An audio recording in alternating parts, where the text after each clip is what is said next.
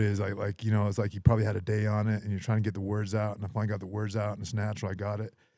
And I upload it on my computer. I'm about to put it on the Actors Access to submit the audition. Right. Big old booger right in my nose. Perfect. That's 90% of your life. Yeah, that's true. There's a lot of times I'm just me. like, do I say? He doesn't care.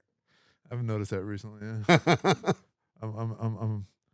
I'm how old I am, and I just noticed I have boogers on my nose all the time. How's that? So I sent it. I always like people that you don't know very well that'll tell you. Like, that's an uncommon person. That's, you know what I mean? Yeah. Most people will just go, did you see that? Later to their friends. So how's this going to work with the microphone? Well, I think you're an athlete. So when you're talking about the boogers, Yeah. when someone tells you, You're not talking about the boogers. I'm talking about the boogers. When you get something in your mustache or something like that, when someone tells you, hey, you got something on your thing, is your reaction right away? Like, I'm weird like this. I don't know what, there's something wrong with me. Is your reaction right? Oh, sorry, and get it off? Anymore, I go, yeah, probably. Yeah, just fucking wear it. Yeah. I don't fry stuff there. I don't feel like jumping because he told me to jump. The weird thing about having a beard is that people, I remember the first time, I remember this happening, I was in New Orleans and I was walking kind of adjacent to the quarter, and there's a guy and a girl, and they both, I don't know how long they've been awake, but seems like crystal meth was probably involved. And she just wanted to touch my like, and it's weird to have people want to touch your face, but it draws that. So you want to touch your beard? Yeah, just cause nothing in it. But yeah, I got shit in there all the time. There's always my dogs are always licking my, and I'm like, you're probably eating right now.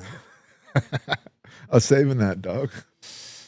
I remember in Japan, it was like that too. Walking down Japan, talking about people touching you. That's what it reminded me of. Like, if you're a fighter or something like that, and like you're at an event as a fighter, like the people, and when you walk by, they'll be like, they'll want to like just to touch you, just to feel you, just to connect with you in that way. It was so weird, man. Yeah. You know, I'd heard Bob Sapp's got a crazy interesting story, but like that when he blew up in Japan, they said it was as if Michael Jackson walked out. It was like he's that much of a superstar. Yeah. Like crazy. Yeah. Big old black muscled up dude. And he's, what is he, 6'8"? Yeah. Something like that. Yeah. 400 pounds, abs, like. Bob Sapp. Yeah. All right, well, here we are. What are we doing here? So this has started something new. We're doing this podcast here at the Cigar Lounge, at Lady Huntington's Cigar Lounge. Albuquerque, New Mexico. In Albuquerque, yeah. So I don't know. We shot our series about Kill Me Again. We'll still be talking about my movie Kill Me Again a lot, but I'd rather talk about the next one. Exactly, we will be.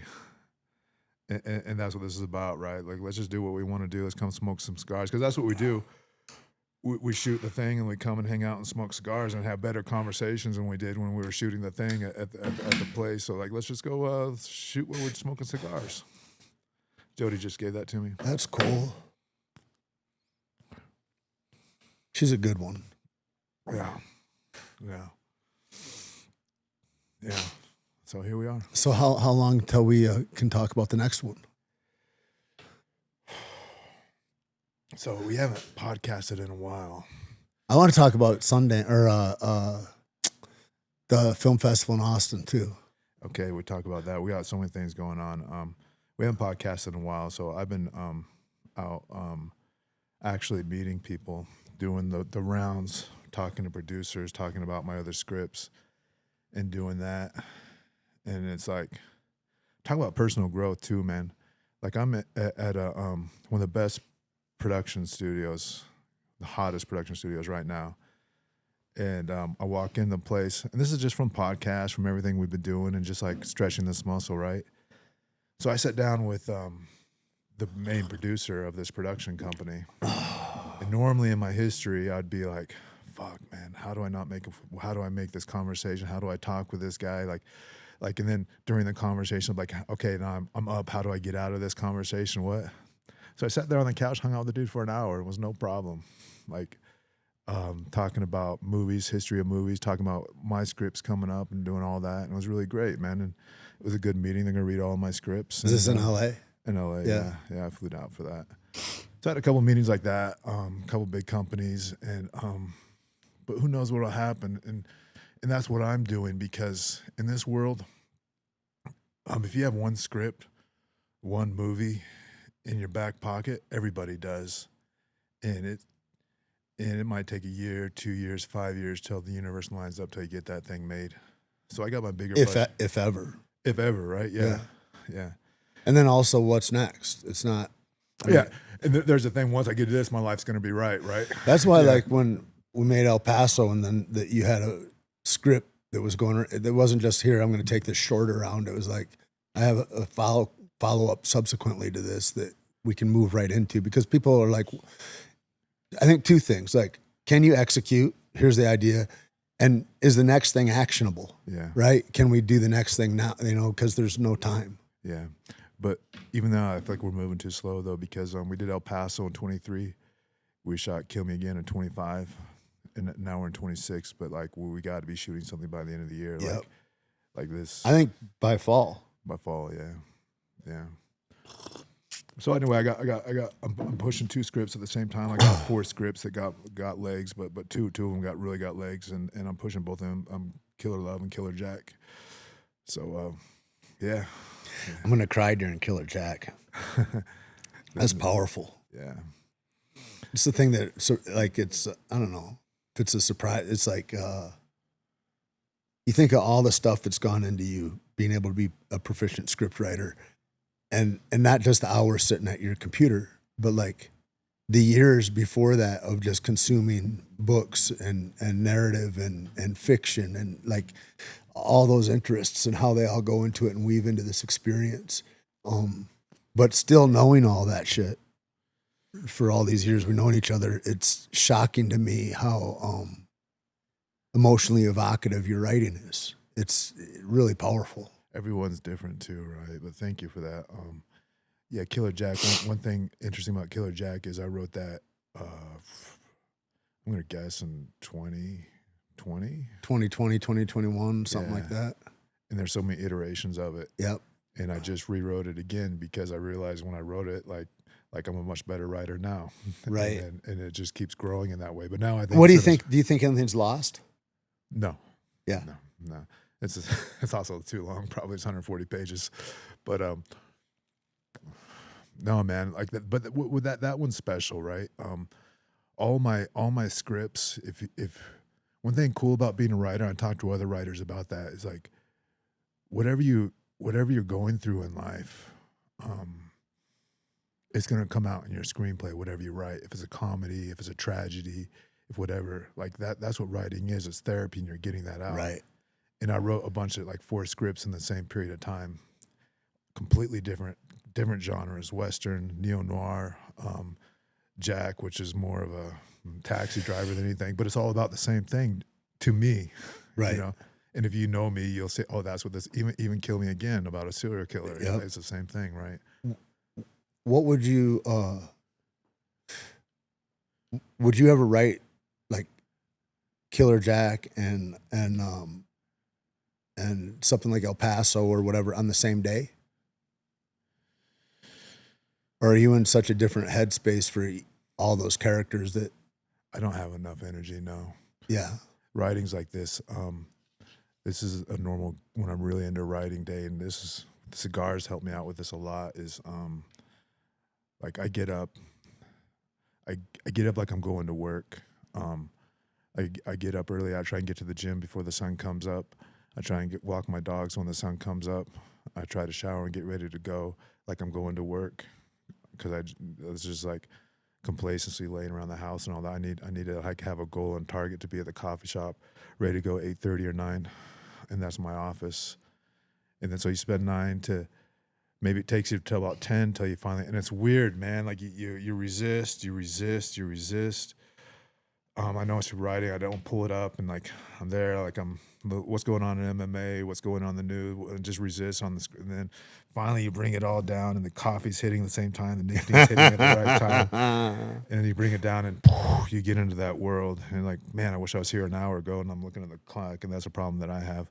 But then you ride that wave for a couple of hours, 2-3 hours, and then it's just like, man, it's like my brain gets mush after that, like.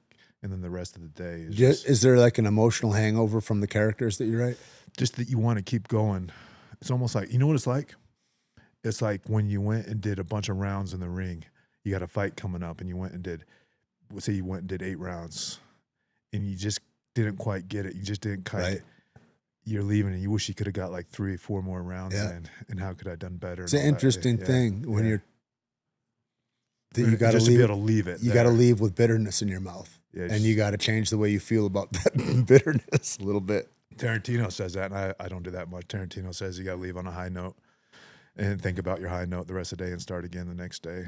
It's hard. It's an interesting practice. But then you just want to keep grinding it away, and then you end up, Right. Anyways, that's my process every day. Writing, suffering. For some reason, we like to suffer. And write about it. You were saying about like I'm trying to get you to do it, the creative process of it. Yeah. And like the question is then, are all humans creatives or artists? Everybody or not? I think that we all are. I really do. I think that we all are. Just some people haven't found that. And aren't looking for that, and they just succumb to whatever their life is and their routine is. And I think if you don't have some sort of outlet, like I want to bring Maurice in here. Right. He's a crochet boss. He does crochet. Like you got to have that thing, and nobody has to know about it. If it's collecting coins or if it's, whatever. I saw him on Tuesday. Yeah. He came up for that thing at the Roundhouse. Yeah. And then in between that and the next event that Tina Presley put on was like a couple hours in between. He goes to a coffee shop and crochets in the interim. Like, no way. Yeah, like he's he's like that with it. And I was like, that's dope, man. Yeah, yeah.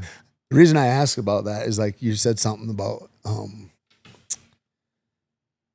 it's therapy to get these characters out, to get this stuff out. And I've often looked at it like through the lens of fighting and men that are unexpressed, particularly, right? Yeah. And how weird they are, right? They're grasping after something. They're trying to push that on their kids. They have a machismo that they don't merit, right? That they have no abilities, but they have thoughts about who they are that are really delusional, and all that kind of stuff. And then I was like, is everybody an artist? And if that stuff's not expressed, does it cause sickness? Right? If we're to do that, is that maybe not the most important thing that we do? This kid at Logan's gym, he goes, what do you think is the most important thing for an actor to do? And he's like 21 or something. And I thought, the most important thing that you can do is heal. Does it continue to form me? Or can I let that go and my past doesn't have to dictate what my future is? That's really interesting what you said now too, is I've been thinking about that a lot lately because I've been really struggling with writing. I edited a couple things and I'm trying to write something new because I'm always in.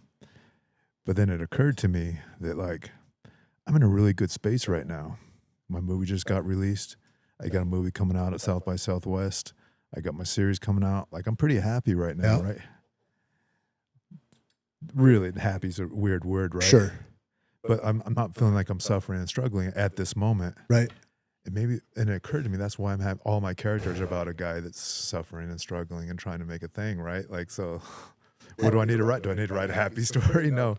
But then you talk about self-development, self-growth, and then like, so then there's something deeper that you need to find than what this surface thing that I was writing about. Well, and then if this is like there is a spiritual component to the self that we have, right? In that way, is happiness the goal, or is happiness a Happiness. transitory thing Yeah. that comes and goes? And sometimes the most centered I've felt in life has been when it's been the most chaotic, or there's enough hardships, or and there's all that. And Well, that's what and so my point is, I guess how I feel about things is a horrible barometer of how I actually am. Yeah. You know? Yeah. And whether it's good or bad, like to hang on to any of those things too much, it draws me into a place that's not helpful. I think that's why we seek, and people do, like in Rogan, and people talk about that, like you have to have suffering in your life, right? You got to seek that, and you got to find that. It does connect you with yourself, and it does find balance. And that's when we talk to people, you know, like I was talking to someone the other day that has been considering jiu-jitsu for the last 10 years. Right? There's a name for that. Yeah. Like, why don't you just go into the room? Just do Right. that. You need to do that, man. And like you're going to elevate your life no matter what happens. You're going to do something you're afraid of, and it's going to be the best environment. Isn't it crazy too? Once the question comes up in somebody's head, that it's sticky for 10 years. Yeah. The thing I'm avoiding. Yeah. Fucking wild, dude. There's a when I used to run the gym up north, we'd have these like challenges, and so this whole life challenge was like a thing where it's like mindfulness, movement, nutrition. It was like the whole of the body was involved in this. And this one girl that had like the most dramatic change got an award for that, right? And we used to be in like a strip mall, so there's like, you know, a liquor store, Saigon Cafe, the grocery store. There's all this stuff all around us, and she got up to take this award for like the most weight lost in this time or something like that, right? And she goes, you know,